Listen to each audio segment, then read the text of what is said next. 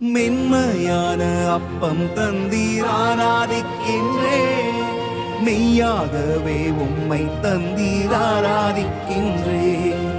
மென்மையான அப்பம் தந்தீர் ஆராதிக்கின்றேன், மெய்யாகவே உம்மை தந்தீர் ஆராதிக்கின்றேன்.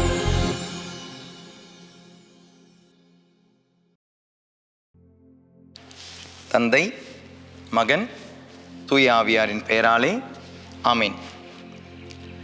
இஸ்லான் பாரதங்களே, இந்த நாட்களில் எல்லாமே திருச்சிலுவை அடையாளத்தை குறித்தும் அந்த அடையாளத்தினுடைய அடையாளங்களை குறித்தும் அதனுடைய பொருட்களை குறித்தும் அதனுடைய மீனிங் இதை பற்றி தான் இன்னைக்கு இந்த நாட்களில் பார்த்தோம்.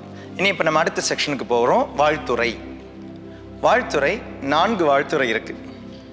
3 குருவானவர் அன்று தலைமை தாங்கும் அந்த திருப்பலியை தலைமை தாங்கி வழி நடத்தும் குருவானவர் சொல்கிற 3 வாழ்த்துறைகள் உண்டு.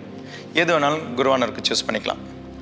4வது ஒரு வாழ்த்துறை, அது அந்த மறை மாவட்டத்தினுடைய ஆயர் வரும்போது மட்டும் சொல்கிறது அமைதி.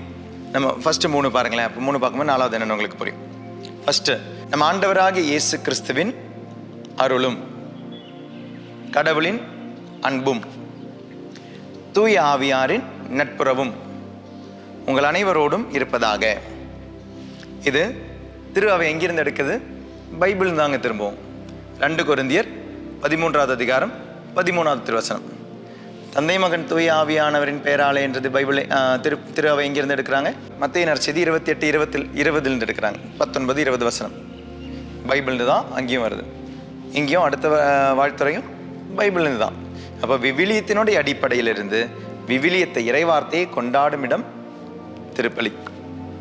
அப்போ பவுல் பயன்படுத்துகிற அந்த வாழ்த்துறையை திரு அவை எடுத்து பயன்படுத்துகிறது. ஸோ இது பெரிய ஒரு வாழ்த்துறை. 2வது ஒரு வாழ்த்துறை உண்டு. 2வது ஒரு வாழ்த்துறை உண்டு. அந்த வாழ்த்துறை குருவானவர் சொல்லும் பொழுது பாருங்க, நம் தந்தையாகிய கடவுளிடமிருந்தும் ஆண்டவராகிய இயேசு கிறிஸ்துவிடமிருந்தும் அருளும் அமைதியும் உங்களோடு இருப்பதாக. நம் தந்தையாகிய கடவுளிடமிருந்தும் ஆண்டவராகிய இயேசு கிறிஸ்துவிடமிருந்தும் அருளும் அமைதியும் உங்களோடு இருப்பதாக. இது விவிலியத்தினுடைய அடிப்படை உண்டா? உண்டு. பவுல் அடிகளார் தனது திருநூல்களில் திருமுகங்களில் ஒன்றுனா திருமுகத்தினுடைய பிகினிங்கில் இல்லைனா திருமுகத்தினுடைய எண்டில் தொடக்கத்திலேயோ முடிவிலோ இதை பயன்படுத்திக்கிட்டே இருப்பார். அந்த பைபிள் வசனம் தான் திரு அவை எடுத்து நம்மை வாழ்த்துது பாருங்க.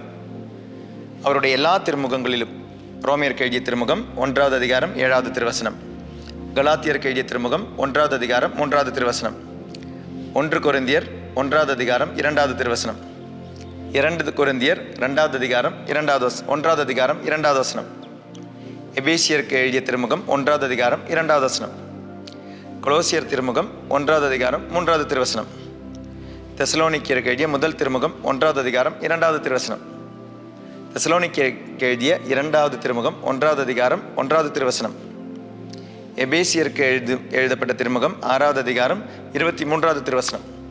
இதில் எல்லாமே பவுல் கொடுக்கும் வாழ்த்துறை தான் இந்த சுருக்கமான இந்த வாழ்த்துறை. நம் தந்தையாகிய கடவுளிடமிருந்தும் ஆண்டவராகிய இயேசு கிறிஸ்துவிடமிருந்தும் அருளும் அமைதியும் உங்களோடு இருப்பதாக. அதை நம்ம மனசார கேட்கும் பொழுது, இதை சொல்லும் பொழுது எனக்கே அந்த ஒரு ஃபீலிங் வருது. நம் தந்தையாகிய கடவுளிடமிருந்தும் ஆண்டவராகிய இயேசு கிறிஸ்துவிடம் இருந்தும் அருளும் அமைதியும் உங்களோடு இருப்பதாக அப்படின்னு அதை நம்ம புரிஞ்சு நான் சொல்லும்போது எனக்கு அந்த ஃபீலிங் இருக்குது. கேட்குற உங்களுக்கு கண்டிப்பாக அந்த ஃபீலிங் வரும்.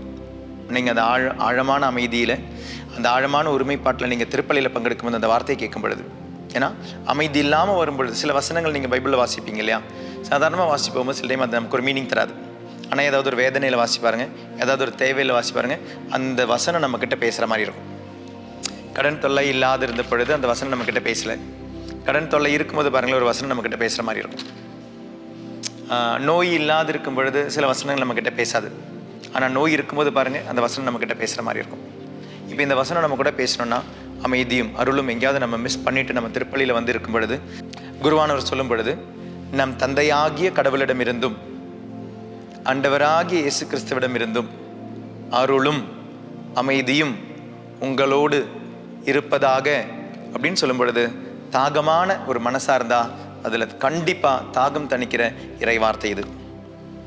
மூன்றாவது வாழ்த்துறை, மூன்றாவது விதமான வாழ்த்துறை, இதுல ஏதாவது ஒரு வாழ்த்துறை திருப்பலியில ஃபாதர் சொல்லுவாங்க, ஆண்டவர் உங்களோடு இருப்பாராக. இது கொஞ்சம் பெரிய எக்ஸ்பிளனேஷன், அது நம்ம நாளைக்கு பார்ப்போம். நாலாவது ஒரு வாழ்த்துறை இருக்கு, அது பிஷப் மட்டும் சொல்றது. மறைமாவட்ட ஆயர் திருப்பலிக்கு வந்தால் அவர் சொல்லுவாங்க, அமைதி உங்களோடு இருப்பதாக. பதில் சேம் தான். ஆண்டவர் உங்களோடு இருப்பாராகன்னு சொல்லும் பொழுது நம்ம என்ன சொல்லுவோம், உம் ஆன்மாவோடும் இருப்பாராக. அமைதி உங்களோடு இருப்பதாகன்னு சொல்லும் பொழுதும் உம் ஆன்மாவோடும் இருப்பதாக. அப்போ இது பிஷப் மட்டும்தான் இந்த நான்காவது வாழ்த்துறையை பயன்படுத்துவார்.